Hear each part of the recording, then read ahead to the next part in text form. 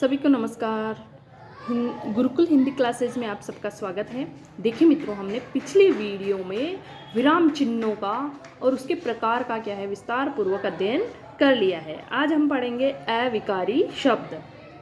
अविकारी शब्द किसे कहते हैं, इसके कितने प्रकार हैं, उनके बारे में आज हम विस्तार से इनका अध्ययन करेंगे। तो रूप परिवर्तन या रूपांतरण या विकार या वाक्य के प्रयोग के अनुसार या व्याकरण विवेचन या इकाई के आधार पर क्या होते हैं, शब्दों के दो भेद होते हैं। कौन कौन से होते हैं? एक होता है विकारी और दूसरा अविकारी। विकारी शब्दों को हमने अच्छे से, जिसमें क्या होता है संज्ञा सर्वनाम विशेषण होता है, वो विकारी शब्द कहलाते हैं। अर्थात जिनमें क्या है लिंग वचन काल आदि के कारण क्या होता है परिवर्तन होता है, तो वो विकारी शब्द कहलाते हैं। और विकारी शब्दों का अध्ययन हमने अच्छे से पिछले वीडियो में कर लिया है।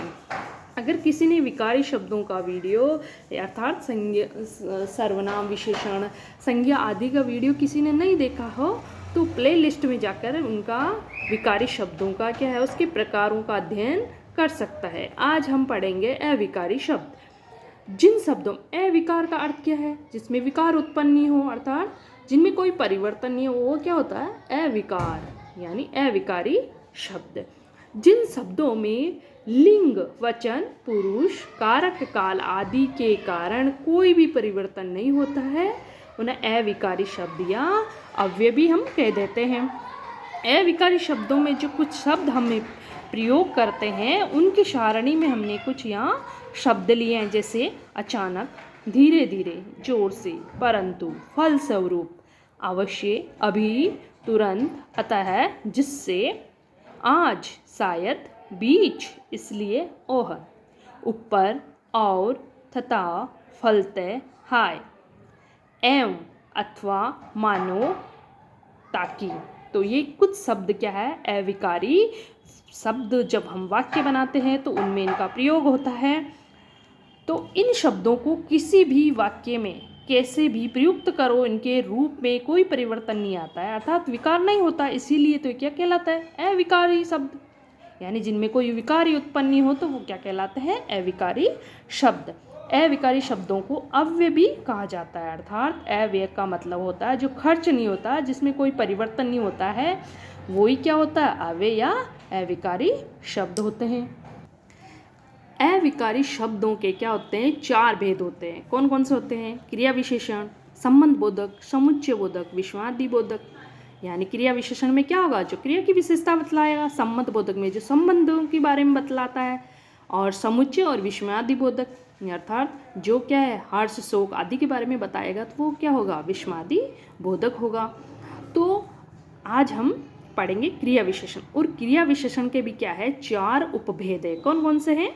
यह है रीतिवाचक, कालवाचक, स्थानवाचक और परिमाणवाचक। अर्थात क्रिया विशेषण क्या है उपभेद भी चार हैं, जिसमें हमने यहाँ बता रखा है कि रीतिवाचक होता है, कालवाचक, स्थानवाचक और परिमाणवाचक। इनका भी क्या है विस्तार से अध्ययन करेंगे।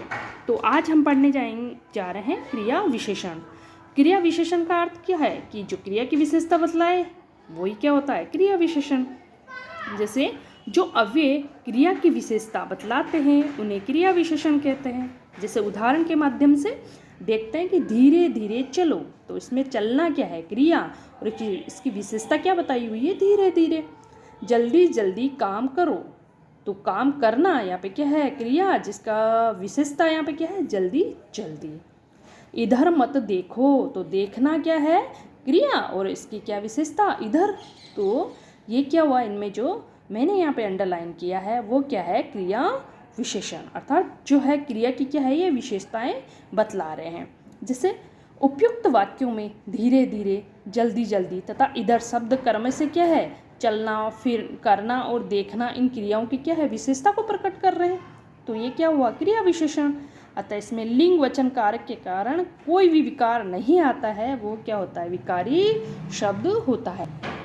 क्रिया विशेषण, जिस प्रकार हमने विशेषण में पढ़ा था, विशेषण क्या है जो संज्ञा या सर्वनाम की विशेषता बतलाता है वो विशेषण होता है, लेकिन विशेषण की भी जो शब्द विशेषता बतलाता है वो पर विशेषण कहलाता है, और एक हमने पढ़ा था विशेष्य। तो इसी प्रकार क्या है क्रिया विशेषण में भी क्या है, जो क्रिया के विशेषण की क्या है विशेषता बतलाता है, यानी क्रिया विशेषण के शब्दों की क्या है विशेषता बतलाता है, तो वो क्रिया प्रविशेषण कहलाएगा। तो उदाहरण के माध्यम से हम इसको अभी अच्छे से समझ पाएंगे। देखो, जिस प्रकार विशेषण की विशेषता बतलाने वाले शब्दों को क्या कहलाते हैं, प्रविशेषण कहलाते हैं, उसी प्रकार क्या है क्रिया विशेषण की भी क्या विशेषता बताते हैं, वो क्रिया प्रविशेषण शब्द कहलाते हैं। जैसे घोड़ा बहुत तेज दौड़ता है, तो तेज क्या इसमें विशेषण है, यानी ये क्रिया विशेषण हुआ। और इस शब्द की क्या है विशेषता क्या है, बहुत, तो ये क्या हुआ क्रिया प्रविशेषण।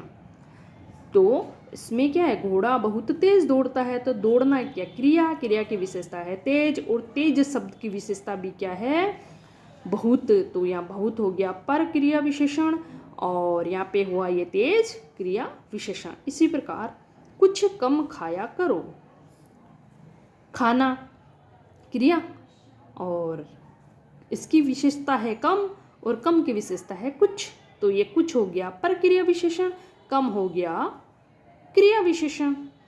इसी प्रकार कछुआ बहुत धीरे धीरे चलता है, तो कछुआ के जो चलने की जो क्रिया है उसकी विशेषता है धीरे धीरे, और धीरे धीरे शब्द की विशेषता क्या है बहुत, तो यहाँ पे बहुत क्या हो गया क्रिया पर विशेषण, और धीरे धीरे क्या है क्रिया विशेषण। तो इसी प्रकार क्या है कि इन शब्दों में जो बहुत है, कुछ है और ये फिर बहुत है, तो ये तो हुआ क्रिया विशेषण, और जैसे तेज है, कम है और धीरे धीरे ये क्या है क्रिया विशेषण, ये प्रविशेषण है। बहुत और कुछ और बहुत, ये तो है प्रविशेषण यानी क्रिया प्रविशेषण, और तेज कम और धीरे धीरे ये क्या है क्रिया विशेषण, अर्थात क्रिया विशेषण शब्दों की जो विशेषता बतला रहे हैं वो क्रिया परविशेषण हो गया। क्रिया परविशेषण के भेद, इसके भेद क्या है, दो प्रकार के होते हैं, एक होता है रचना के आधार पर, दूसरा होता है अर्थ के आधार पर। तो क्रिया विशेषण के दो भेद हैं, उनमें अर्थ के आधार पर जो भेद हैं उसके भी क्या है 4 भेद किए हुए हैं, जिसमें है रीतिवाचक, कालवाचक, स्थानवाचक और परिमाणवाचक। इन सब का हम विस्तार से अध्ययन करेंगे अगले वीडियो में। और अगर वीडियो पसंद आया हो तो लाइक, शेयर और सब्सक्राइब करें। तब तक के लिए जय हिंद, जय भारत, वंदे मातरम।